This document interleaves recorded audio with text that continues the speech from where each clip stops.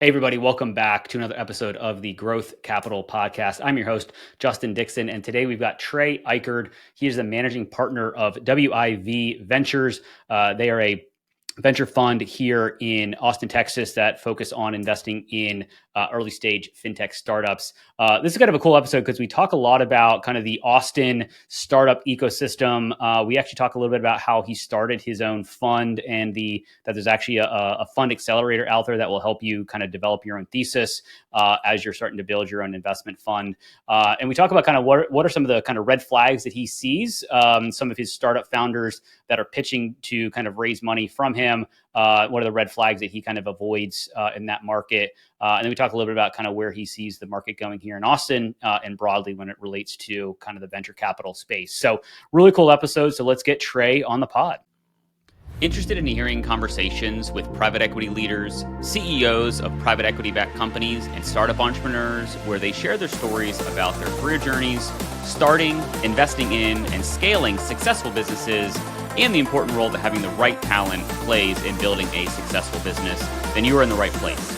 Welcome back to another episode of the Growth Capital Podcast. Here's your host, Justin Dixon.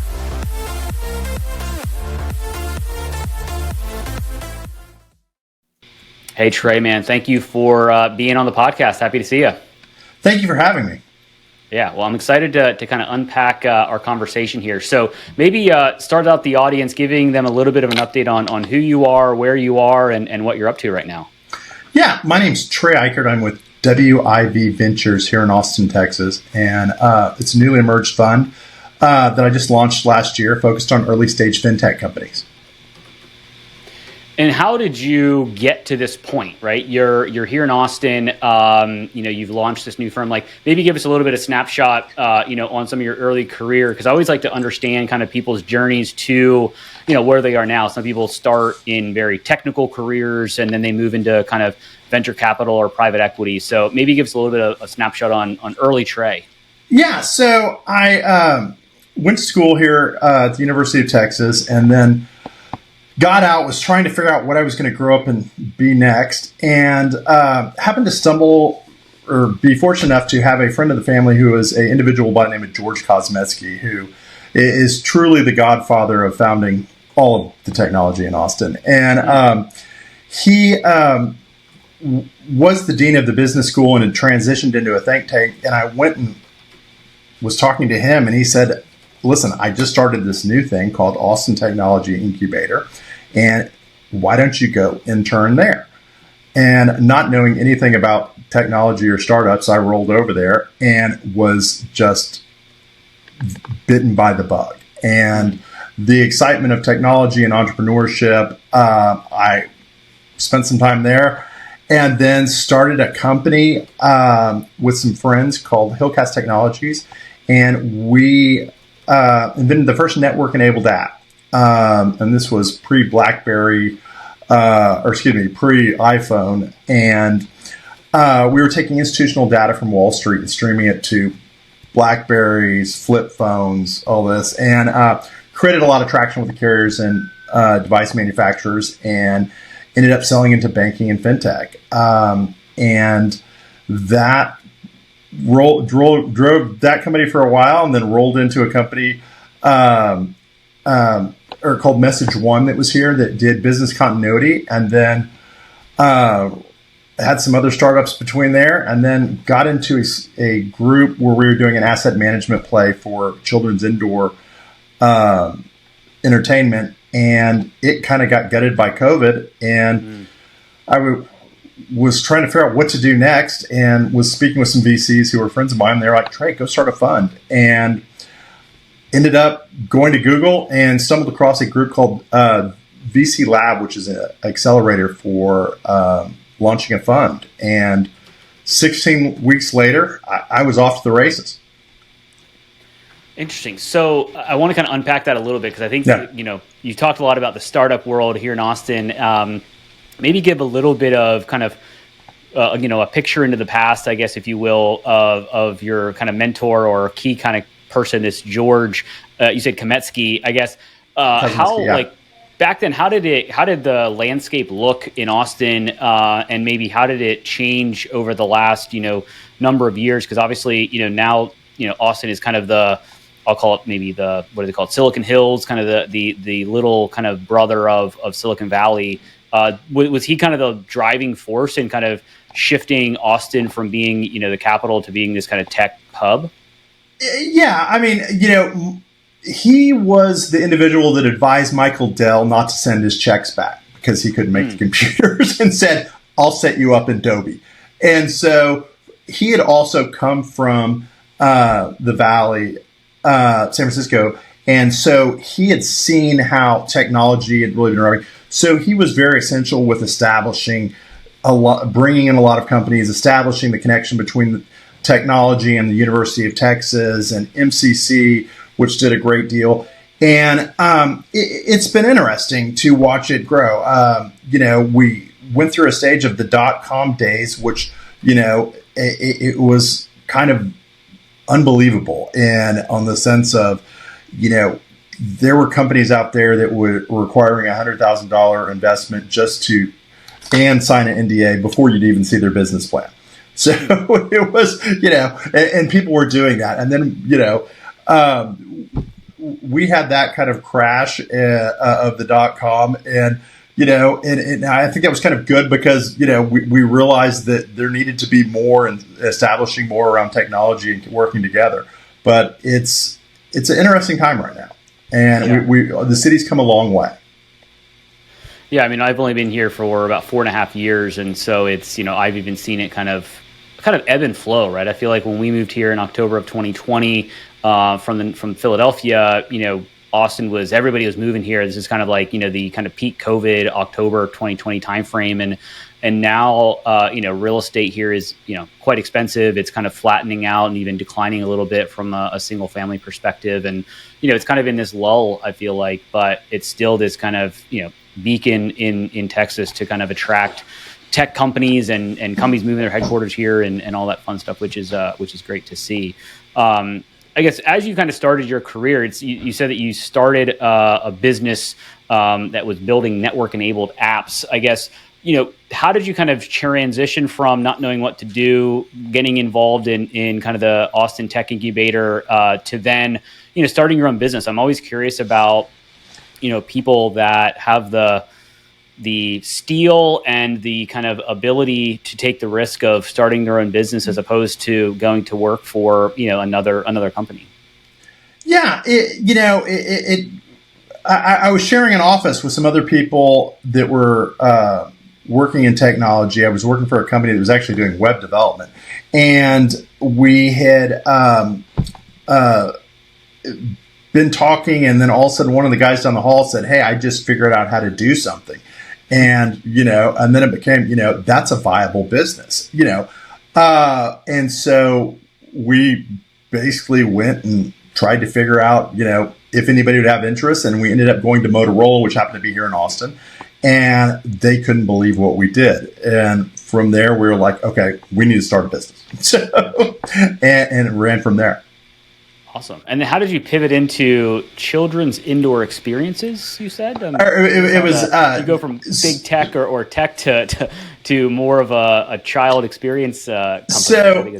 So I was getting a little burnt out of technology, and was approached by some friends that wanted to do a roll-up around family entertainment businesses. And so we said, yeah, and, it started rocking and rolling. Everything was great. And then until COVID hit, and when COVID hit, it just got absolutely gutted. And, and at that point I was ready to go back to technology because, something that we're very fortunate in technology with not having to deal with is the general public. You can just send emails and this. You don't get complaints from just random people saying you've ruined my entire life, on stuff like that. So that's, how I kind of transitioned. Got it. And now you've launched a fund. So maybe let's dive deeper into WIV Ventures, and maybe let's start. We were talking a little off air. What does the name mean, and how did it come about? I think it's interesting. So I want to say that there's no meaning, but there may be a little hidden meaning there. So at the time, my I was having my wife was having our first child, and I was at the hospital, and I was working on a deal, and a lawyer called me and was like, "Hey, we need a corporate entity to do this with. I need the name of something." And I didn't want to use, my last name because, as my grandfather once told me, if you put your name on anything, it just means you're the first person to get sued. So so I started just randomly coming up with names, and the lawyer was like, "Sorry, taken." I'm like, "Oh, what the hell?" And my daughter's name is Windsor, so I was like, "How about WIV?" And my family had an old brand from years ago when they were in the cattle family here in cattle ranching here in Texas. And the lawyer goes, "Yeah, that's available." And so I had that corporate entity. And so when I started my fund, I knew nobody had WIV, so I knew it'd be easy to transition that entity into. That's so funny. You just kind of started throwing letters out a little bit and said, "Hey, that works." And now we're on. Why your wife's in labor? So, That's right. Yeah, you're doing a business deal while your wife's in labor. At least it turned out well in the end, which is great. So let's talk about this. How long have you had the fund? And I think you said you went through like some type of accelerator to help you build it. Like maybe walk through that, because I'm curious. Because I've talked to a number of, I used to do a lot in real estate investing, and people were starting fund of funds and all of that. I'm just kind of curious what it looked like for you, doing it on the venture side, and then we'll start to unpack kind of the businesses that you're actually investing in. Yeah, so I was talking to several VCs, and they were like, "Hey, Trey, you've never had trouble raising money. You should go start a fund." So I went where everybody goes to start anything, and that's Google. And was looking at Columbia has a great private equity and venture program. HBS has one, and some other schools, and they were all great, but they're very theory oriented. And I was like, that's great. I don't need someone to tell me how to do this. And I happened to stumble across VC Labs, which is an accelerator. And in 16 weeks, they take you from not knowing anything to launching a fund.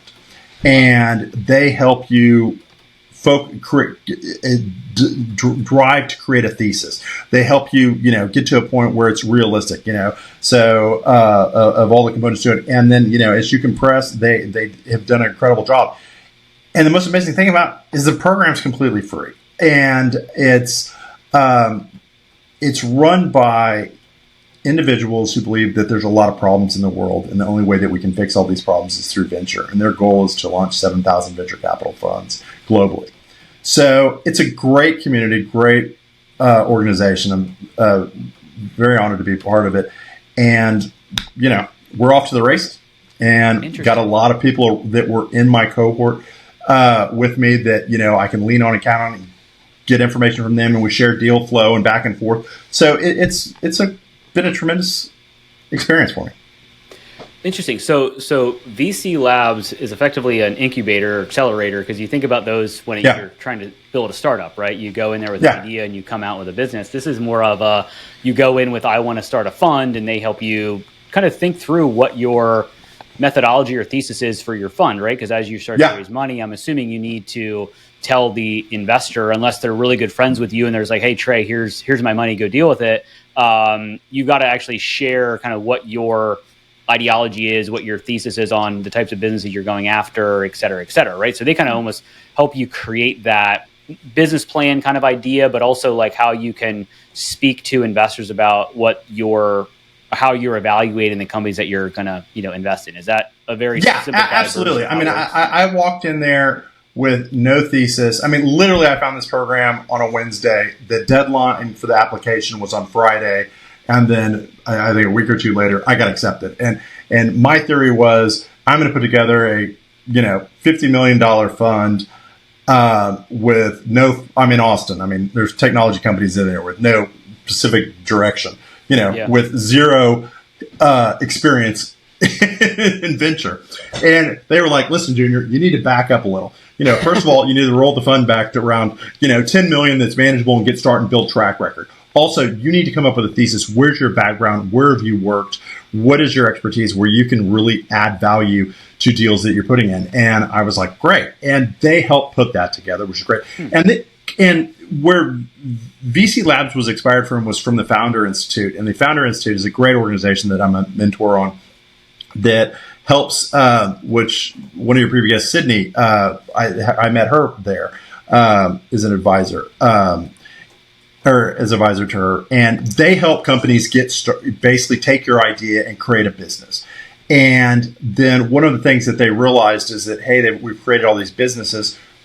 We need to help get them money. So that's where VC Labs became falling. Interesting. I like the Founder Institute. Obviously, actually, Sydney's podcast launched today, April 1st. So shout out to that podcast. She's awesome. She was great. And it was a very interesting conversation with her because she created a physical product. A lot of people that I talk to and get introduced to, are in the tech world and they're creating apps or software or SaaS businesses, et cetera. And so she has this kind of safety, product for people, which I thought was really interesting. And to kind of hear her go through her process. And so maybe we can use her a little bit as an example of shifting to the Founder Institute piece, because you're obviously involved as a mentor in this Austin startup ecosystem, but also I'm assuming you're also using it as a way to vet or look for, investment opportunities. So how does the mentorship kind of piece funnel into kind of how you think about and maybe some of the startups that you've thought about investing in? So coming from, as I tell people, moving from an operator to the dark side, venture, it's very interesting to me because and it's also a little challenging because I understand how difficult it is to be an entrepreneur, and I want to help every start. I've been in those rooms when it looks like the world's about to crash down on you, and It's like if somebody would just help me, I would greatly appreciate it. I don't care what it is. Sharpen a pencil, get me a Diet Coke, help me figure out my taxes. I want to help, but startups as much as possible, and it's hard for them to basically keep that ball rolling with everything that they have to do. And now I'm beginning to ramble, so I'll try to wheel this in. But it's a great experience. Founder Institute to help these guys say, listen, here's the plan, follow the execution, keep this. Because when it comes down to it, that's what's most important for all startups is to have the plan and execute it. And I guess if you could maybe think about it in a way of like, okay, here are the top 3 things, because I do some angel investing, and so I get to see some of these earlier stage startups across different industries. And I'm kind of curious to get your input on like the kind of the top 3 things that startups are always asking for. I have an idea, and I'm sure the audience does too. But I guess maybe what are your kind of common themes? Maybe common themes about like where they need the most support when they're trying to start a business. It's always money. Yep. And especially from being in the venture side, it's always money. And there's a real issue with which has recently been brought to my attention that I'm trying to figure out how we can fix this. But California creates companies that change the world. Austin creates good businesses. And we haven't had a $10 billion exit come out of Texas. And we need to. And there's a lot of different people that say why and whatnot. And I think a lot of that has to do that companies in Texas and Austin specifically are more focused or don't believe that they can start a business without raising capital. And so capital becomes the number one thing that they're trying to find instead of generating revenue. God. Okay. So you're saying that you think businesses should be more focused on growing maybe organically or thoughtfully versus just automatically deferring to going out and raising as much money as possible? Yeah. I mean, well, I look at some of the incredible companies that have come out of the Valley, and a lot of those companies took capital when they really didn't need to, but they were creating it. And I don't see a lot of that in Austin. I mean, a lot of companies say, listen, we need, $1 million, $3 million to launch this great business, and they end up launching great businesses. And I'm not saying that this is the completely wrong way, but I'm just saying if you look at some of the companies that come out of the Valley, I mean, these companies are generating significant revenue, and then they're like, okay, we need to really knock it out of the park. We're going to take down this huge chunk of capital. And I think go ahead. And I think that's because a lot of people in Austin are creating businesses around problems that they're solving instead of finding out if someone will pay them for the problem that they'll solve. So they're not validating the problem if it's significant enough that somebody will pay for it to be solved? Is that kind of where... Yes, I would say. I mean, it's can you get and will someone pay you for? Hey, if we build this and pay for it, it's not necessarily validation. I mean, validation comes from all over the place. But it's can you create a viable business? Is the problem create a value where people will pay you to do that? And I think that if business focus on that, I want to invest in businesses that don't need my money. Yeah. Let's shift to that. Kind of what are some of the business themes or theses that you're trying to look at that are, ripe for, I guess, your investment dollars? Like what type of businesses are you really kind of going after? You mentioned fintech, but are there specific industries or niches within the fintech space? So, right now, our fund is focused on early stage fintech. And when I say early stage, I'm looking for companies that have just had or just completed their product and about to get their first customer or just got their first customer. And out of the broad word of fintech, I would kind of minus out crypto. I'm really kind of staying away from stuff generally around crypto, but insurtech, payments, regulatory issues for banking compliances, all organizations that I'm looking at.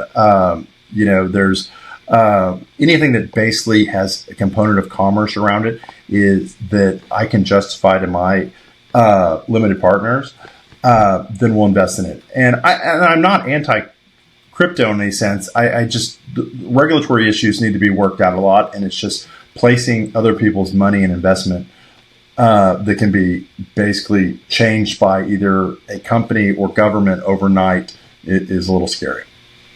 Yeah, you definitely, you don't have a lot of control in a lot of things, but crypto seems to be, wherever the wind flows, things may change overnight as far as that goes.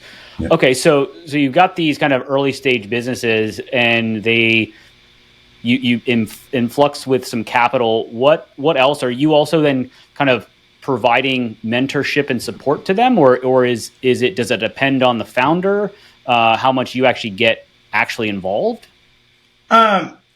My goal is to help transition these companies after we make investments into a Series A component. And being a operator, I'm there as much as you need me. I'm not someone that's going to go force my way into your office and say, listen, here's how we're going to do stuff, because I'm investing in these people for what they can do and what they can that they can execute. And so I want them to do that. All of the people, I think, or the portfolio companies that we have, all know they can call me at any time, which they do, and say, hey, can you help me here? I have this issue. Sometimes I play psychiatrist, and just listen to problems. To sometimes listen, let me make some calls and I'll make a connection for you for business. Yeah, I was going to ask that. I thought that might be kind of the second or third kind of theme or need outside of capital is kind of the network and the connections of like, hey, we're trying to get access into these companies, and maybe people in those companies to sell into, or kind of some of the network access that you bring to the table also kind of value add to these businesses? I would say yes. I would, from my where I sit, I would say that, the mistakes I've made are more valuable than the access of contacts that I have. Entrepreneurs probably wouldn't see it that way, but, I was working with an entrepreneur the other day who had a tremendous opportunity with Wells Fargo. And And they were so excited about it, and I told them walk away. And they were like, dude, you don't understand. It's Wells Fargo. You're right. And I'm like, listen, you're 5 guys and a dog. I was like, you guys are not going to be able to negotiate a valid price with these guys because they're experts at negotiating with technology companies. I was like, 2, they're going to have a service agreement that basically every time the phone rings, the business is going to have to shut down to address whatever issue they have, or they'll sue you into the ground. And you're 5 guys and a dog, so you can't support any of this. So just give them a price and walk away. But they wanted the validation of the press release so bad because they think that proves something. And as I was trying to explain to them, listen, I had tons of great press release for companies that went out of business. Yeah. This town is paved with great press releases of businesses that don't exist anymore. That's not what's important. What's important is making good decisions, that generate revenue, that keep this company going. What's the outcome? Did they take your advice and walk away, or did they? They ended up taking my advice, and I ended up connecting them with a licensed vendor that worked with Wells Fargo, and so we'll see how that works out. But the vendor was going to try to take their product in. Got it. Interesting. Well, yeah, sometimes it's better to kind of partner up with a bigger fish that can help negotiate better terms. Maybe let's zoom out a little bit more broadly. And are you only investing in Austin-based startups, or are you opening it up to all of Texas, all of the country? I'm trying to stay focused in Texas. Our LPAs allow us to invest anywhere in the U.S. The portfolio companies we do have portfolio companies that are in California, and some in Texas. So I'm looking at deals all over. Right now, I think it's one of the greatest times in humanity to start a business. With what AI has done, where valuations are, with the capital that is circling around the tables, it's right now is awesome. So you don't want to basically, from an investor, focus on, hey, small area. You want to see deals all, as broad as you can. Yeah, I think, I kind of, when I talk to a lot of people that have kind of, we invest in the Midwest or we invest in wherever, it's kind of an 80-20 rule. It's like we try to allocate a lot of capital to this core audience because that's where, we're based, but we also have a fiduciary duty to our investors to make sure we find some of the better deals, right? So I think, you've got to open up the aperture a little bit. And so going back to kind of what you mentioned about kind of being a great time, I think I'm curious because I talked to a lot of private equity folks and kind of your earlier stage, obviously, than some of the PE folks that are kind of getting in at that Series A, Series B. It feels like they have deals on their books that are aged that they probably would have liked to have sold, a few years ago. But then their investors are starting to ask for their capital back. So there's kind of this like really kind of push and pull of kind of deal flow at the kind of, call it $10 to $100 million mark. Obviously, you're investing at an earlier stage. Are you seeing more activity in the venture world than maybe some of the PE folks are that are a little bit downstream? Capital is tight right now across, board, because it's an entire food chain that goes from the largest guys from Tiger Global all the way down to smaller funds like me.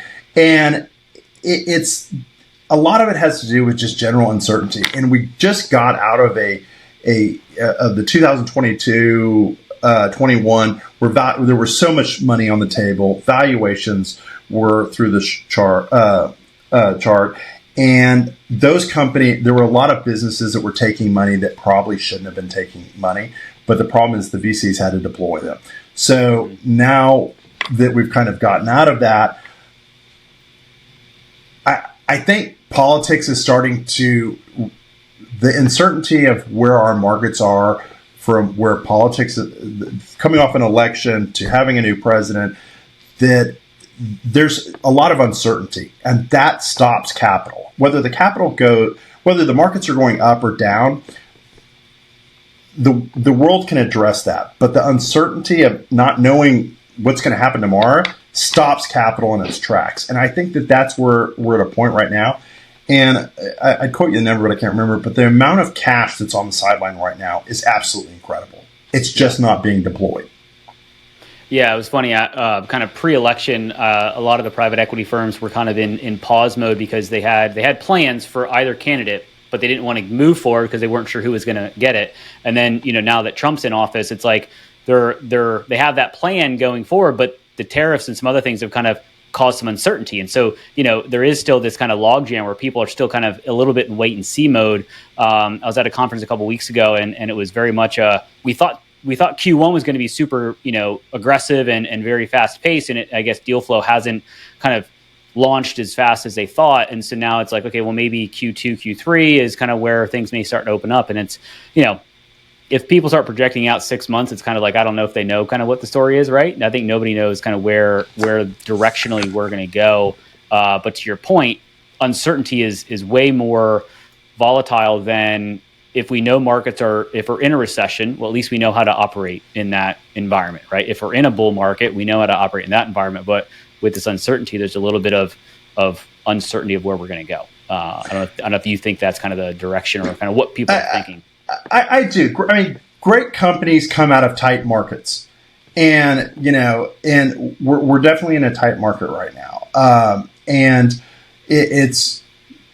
I don't have a crystal ball of how it's going to play out, but it will play out. And good deals are good deals, and there are companies out there that are basically fighting through the issues of not being able to get capital, not getting able to get the resources they want, and they're figuring out how to kick open those doors and continue those companies. And as those companies go forward, when the capital comes on, people will be beating on their door to get them money. Yeah. I want to kind of shift a little bit to maybe red flags that are like automatic red flags when you see a pitch deck or hear a pitch from an investor that is seeking your money. What maybe 1, 2, or 3 things that you're like an automatic no if they don't have this, do this, say this. Like what's kind of some red flags for you from an investment standpoint? It's funny. I was having a conversation with another VC about this just last week. What the red flags are. It's a hodgepodge of things.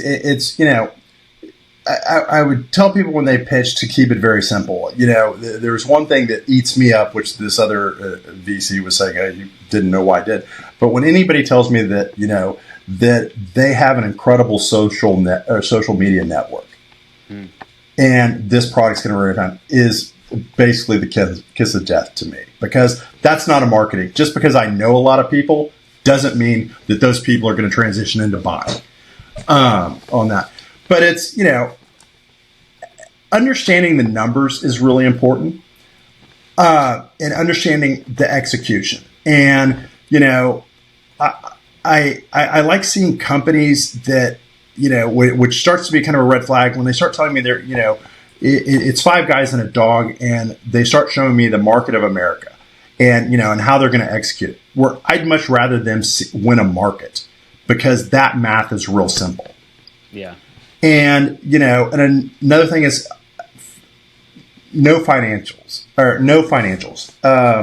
There was a report done by the University of St. Andrews that stated that they were trying to figure out what makes unicorns. And they went through and did this huge study, and they found one common thing that separated companies that failed and companies that became unicorns.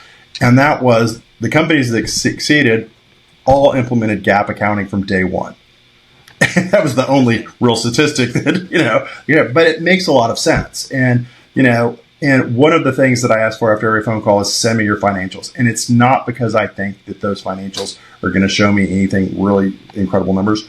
It's really just to know that they know how to basically put together financials, put together forecasts, and understand how to basically manage capital. Yeah, no, I think that is a good summary, and I'm going to have to check out that unicorn statistic or study. That sounds very fascinating. I know you said you don't have a crystal ball, but I guess if we can kind of look at the future, if we jumped on a podcast a year from now, what do you kind of think is going to happen broadly, and then what are you trying to accomplish in the next 12 months with WIV Ventures? So, AI just ceases to amaze me. I mean, the stuff that's coming on board with AI is incredible. What it's doing, and the solutions that are popping up daily, each day, it's just amazing. And I think where we're going to be a year from now is going to be unbelievable, with the solutions that AI provides. And I am trying to close our fund down, and launch fund number 2 is where we are. And so we're doing a hard capital push and looking for more early stage fintechs. Got it. So your goal in the next 12 months is get fund 1 out and then start on fund 2. Yeah. Got it. Fair enough. Well, this has been super interesting to kind of drive through your experience. And also I appreciate you allowing us to dig a little deep into the Austin kind of startup ecosystem, because it is a very fascinating kind of group of people in Austin. I've gotten a chance to work with a number of them and see, some people come across the angel investing kind of group that I'm in. It's super fascinating what people are building, because I've got a services business here, and, being able to start an actual business that has a product, whether it's physical or digital, is kind of super impressive to me as far as that goes. So it's a great city. We have so much. It's unbelievable. I mean, we've fallen in, all the pieces are in place for, this ecosystem to work for everybody. Yeah. Yeah, I agree. I agree. Well, let's kind of transition here. I've got a 3-pack of questions that I ask every guest to kind of round out the show to get a little bit more insight into Trey. So I guess give us an influential book, business book, can be a kind of motivational book or a podcast that you found helpful in your life or career. So, I usually read reports, so I don't have a lot of books. But the last influential book that I can say that I really enjoyed reading was Never Split the Difference by Chris Voss, I think it was, which is a great book on negotiation. Yeah, no, I listened to that book on Audible at least twice, and I saw him do, he was on that Mastermind app for a while, and I checked out that a while ago. So definitely appreciate that book. All right, what is your favorite thing to do outside of work? It's probably a toss-up between hanging out with my daughter, who's 12, or having cold beer with friends at Deep Eddy. Deep Eddy. I've not been there. Interesting. Okay. It is a great dive bar on Lake Austin Boulevard. Everybody should go there at least once. I will have to check that out. And then favorite vacation spot? Ooh. Abaco, Bahamas. Abaco, Bahamas. Abaco. Yeah. Not a lot of people know about it, which is great. But incredible water, incredible people.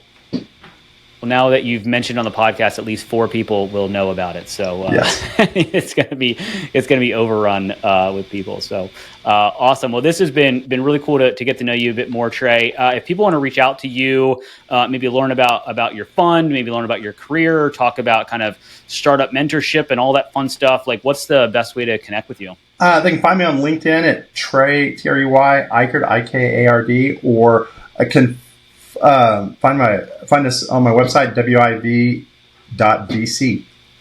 Awesome. Trey, man, it was really cool to chat more. Appreciate your time. Thank you so much. This was a lot of fun. I hope you found at least one actionable insight from this episode of the Growth Capital Podcast, your one-stop shop for insights from private equity leaders, CEOs, and startup entrepreneurs on starting, investing in, and scaling successful businesses, as well as the role having the right talent plays in growing a successful business. It would be greatly appreciated if you would rate and review this podcast. And if you're watching on YouTube, please like and subscribe and drop us a comment so we can expand the audience of this podcast. Thank you for all your support, and don't forget about upcoming episodes dropping every Tuesday.